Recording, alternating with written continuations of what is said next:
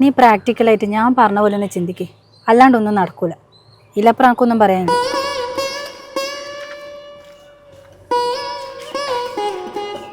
എന്നാടാ? എടാ ഞാൻ ആത്മഹത്യ ചെയ്യാൻ വേണ്ടി പോക്കാന്ന്. എടാ ഇവളെ ഞാൻ ഒരു 3 കൊല്ലം മുമ്പ് ഫേസ്ബുക്കിൽ വെച്ച് പരിചയപ്പെട്ടാണ്.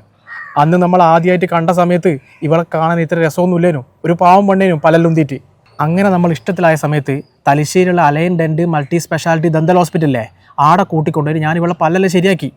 അതിനുശേഷം ഇവക്ക് എന്നോട് താല്പര്യക്കുറവ്. ഇപ്പം ഞാൻ വിളിച്ചിട്ട് ഫോൺ എടുക്കുന്നില്ല.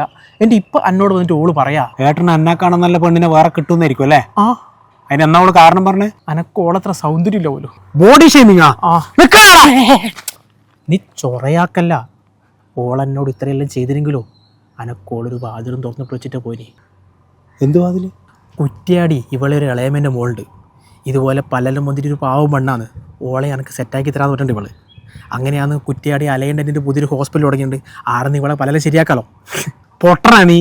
എടാ നീ എൻ്റെ ജീവിതം മൊത്തം ഇങ്ങനെ ഓളെ കുടുംബത്തിലെ പെണ്ണുങ്ങളെ പല്ല് ശരിയാക്കിയിട്ട് നടക്കലേ ഉണ്ടാവും.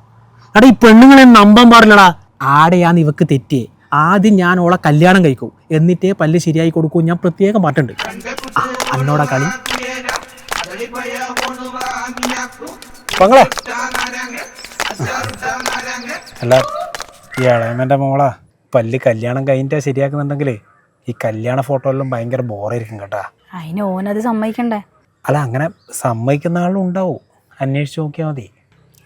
അതാരാ?